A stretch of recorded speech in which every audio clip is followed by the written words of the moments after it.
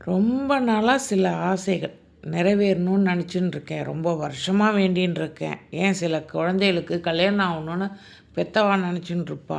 சில பிரார்த்தனை வருஷக்கணக்காக வேண்டின்னு இருப்பா. இன்னும் நிறைவேறலை, எப்போ நிறைவேறும்னு காத்துக்கிட்டு இருப்போம். ஏன்னா அது நம்மளுக்கு வாழ்க்கையில் ரொம்ப முக்கியமானது. படிப்பு சம்மந்தமாக கூட இருக்கலாம். அந்த மாதிரி ஏதாவது உங்கள் ஆசை நிறைவேறணும்னா காணிப்பாக்கம் பிள்ளையாரை போய் பாருங்கோ.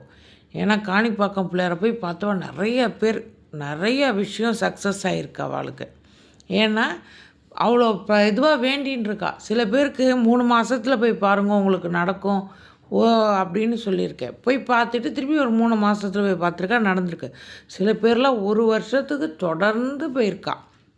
ஆனால் ரொம்ப அந்த சங்கடா சதுர்த்தி அந்த மாதிரியான நாட்களில் போகாதீங்க.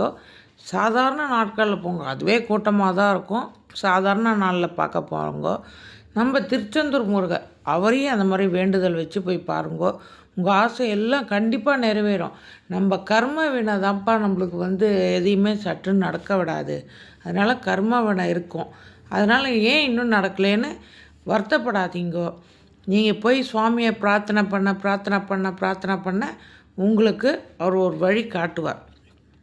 என்னால் மாதம் போக முடியாதுன்னா 3 மாதத்துக்கு ஒரு தடவை போங்கோ, 6 மாதத்துக்கு ஒரு தடவை போங்கோ.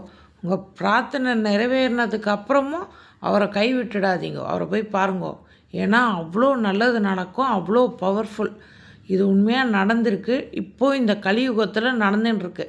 இந்த பிள்ளையார் சின்ன குழந்த மாதிரி இருந்து இன்றைக்கி பிரம்மாண்ட உருவமாக வளர்ந்துருக்கா. சுயம்பு மூர்த்தி இன்னமும் வளர்ந்துட்டே இருக்கா.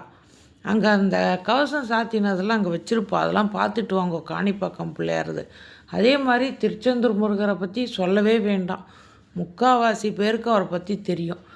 அவரோட இன்னமும் அவர் இந்த கலியுகத்துலேயும் நமக்காக நின்று பேசின்னு இருக்கிற தெய்வம் நம்ம முருகன், நம்ம செல்ல குழந்தை அவர்.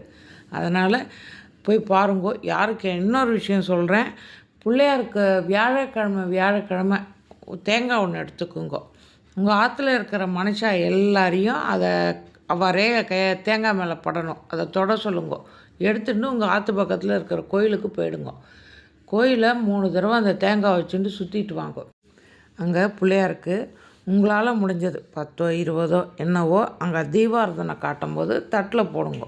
தட்டில் போட்டுட்டு நேராக போய் தேங்காயை உடச்சிட்டு ஆற்றுக்கு போங்க. இந்த மாதிரி நீங்கள் உங்களால் முடிஞ்சால் 2 வாரத்துக்கு ஒரு தடவை இல்லை மாதம் ஒரு தடவை செய்யுங்க. டிஷ்டி நம்மளை சுற்றி இருக்கிற மனுஷாலால் இருக்க தான் செய்யும்ப்பா.